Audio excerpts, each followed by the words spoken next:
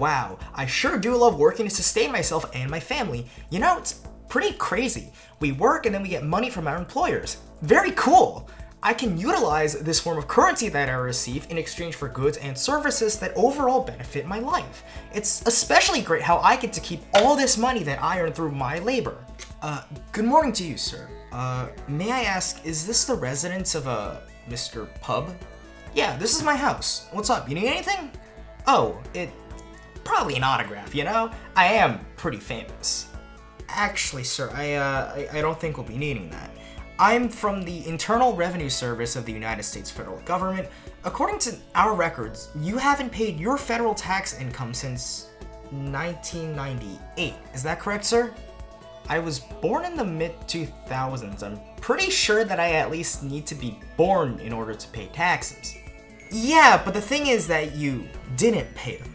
I've been informed that for the time being, we have the right to place you in custody until a court trial can take place.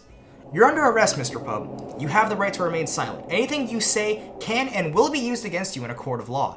If you can't afford a lawyer, we'll provide one for you. Now, place your hands above your head and comply with my directions. Hold on, you're arresting me? Dude, I'm telling you, I wasn't even born in 1998. How the fuck can I be arrested? Yeah. Tell that to the court, you dirty criminal scum. Court? Huh? Yeah, court. You got a problem with that? No, sir. It's just, you said I didn't pay my taxes, right? Well, hopefully after a few years in the slammer, you will be paying them. No, I don't think I will. Nani? Maji da yo. Kore ga datsuzei no jutsu?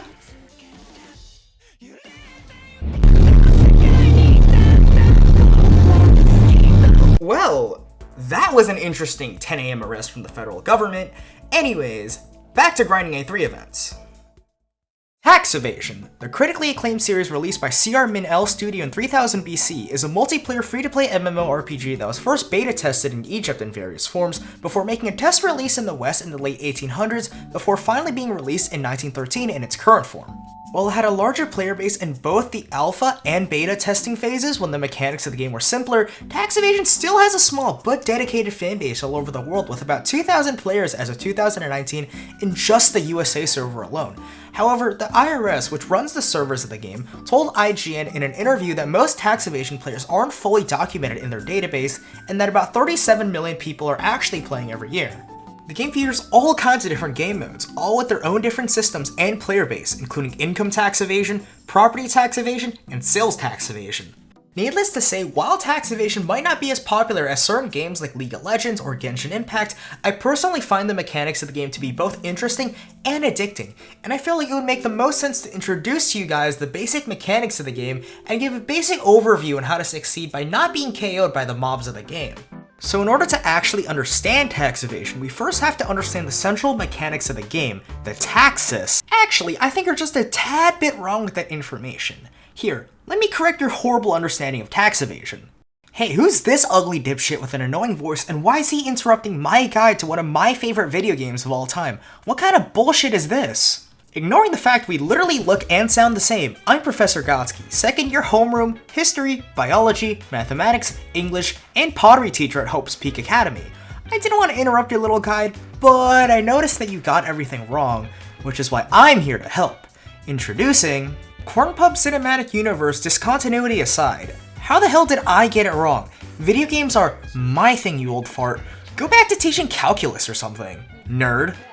You know that tax evasion isn't a game, right? It's a historical process that requires multiple levels of analysis from various perspectives and accounts to understand the complicated nuances that demonstrate trends and effects across anthropological history. Accounts of such a topic can be limited and varied among different time periods and cultures, so we should approach a guide on this issue with significant discretion in mind in order to ensure that we have an objective overview of this topic. Dude, I have literally no idea what the fuck you just said. Don't worry your little pretty head about it. Just let me take the reins, okay? You know what? I guess I'll let you chime in once in a while, too. Fine, whatever, I guess. Alrighty then, let's get started. So in order to understand tax evasion, we first have to understand taxes. Essentially, taxes are a form of financial or otherwise valuable charge or levy that's imposed from a governmental organization on a people in exchange for that organization providing a citizen with public services that are supposed to ultimately benefit them. In simpler terms, you give the government money or some other type of valuable, and the government uses that stuff to pay for things. Taxes originate from the first dynasty of the Old Kingdom of Egypt, in which a 20% tithe was paid to the pharaoh, and if you couldn't, you'd be put into forced labor. Even though currency goes as far back as ancient Mesopotamia, markets and representations of value weren't particularly useful until the rise of market economies in the early 1800s, and the first recorded mints weren't even really a thing until 650 BC. So, as a result, you'd generally be paying taxes with crops. Paying with crops was actually a pretty common thing in older and feudal societies, since crops and things that were considered useful were generally assigned worth, like 1500s Japan or 1500s Europe. However, once the 1700s started rolling around, taxes became pretty different. Ooh, I know about this one. Really?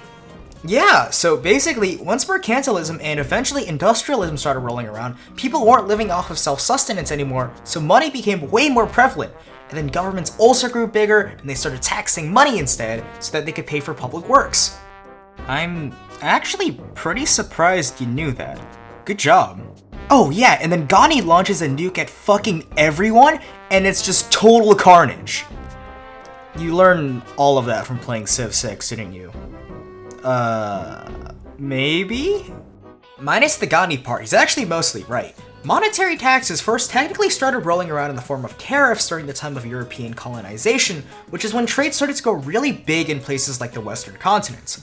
From here on out, I'll focus on the tax system and tax evasion of America, since I'm most familiar with that one. Until the Civil War, the government didn't really have a tax system. Most of the money the federal government had at the time came from tariffs and public land sales. However, in 1862, during the Civil War, Lincoln needed money, so he started to introduce the first income tax system of America, which is also when the IRS was founded in order to take care of this tax. After the war, it eventually got shut down, but Congress tried in 1894 to bring it back by instituting a flat tax. That basically means that regardless of how much money you make, you always pay a certain percentage of your income. Needless to say, it's very different from the scale tax that we have today. The modern American tax system as we know it was actually introduced in 1913 when the 16th Amendment signed by President Taft allowed for the taxation of incomes by the federal government. Thus, the modern tax system was born. Now, I'll briefly explain the tax system because it is kind of complicated. There are various tax brackets that have a range of incomes. In each of these ranges, you pay a certain percent of that income. For example, let's say that the lowest tax bracket is from $0 to $1,000 at a rate of 10%. That means that if you make between $0 to $1,000, you pay 10% of your total income. Simple, right? But it becomes kind of complicated after that. Now, let's say you fall into the second tax bracket and you make $2,000, and you fall into the tax bracket of between $1,000 and $3,000 at a rate of 12%. Instead of paying 12% of that $2,000 like you'd expect, you'd actually pay 10% on the first $1,000 you earned, and then you pay 12% on the income that you make past that $1,000. So you're paying 10% of $1,000 plus 12% of $2,000 minus $1,000. If you had an even higher tax bracket at 15%, you'd be paying 10% of $1,000 plus 12% of $2,000 plus 15% of the amount you earned past $3,000. The higher the tax bracket you fall into, the more of this crazy math you gotta do. But that was a lot of history I just threw at you guys. You wanna know how to evade taxes, right? Well, don't worry, because I got you guys covered still. Nowadays, there are several ways to pay the IRS, such as through cash, credit, or debit, all of which you can avoid by looking at these handy steps. There are two main types of tax forms, the W-2 and the 1040. Now, while employers fill out a W-2 form, as an employee, you have to worry about the 1040 form. You essentially fill it out to notify the IRS of how much income you have in the form of a tax return, and therefore how much income and taxes you should be paying them. Now, pay close attention. All you have to do to evade taxes is to first take out that 1040 form that you're supposed to fill out, scrunch up that paper, and throw that bitch away. FBI, open up! Oh shit!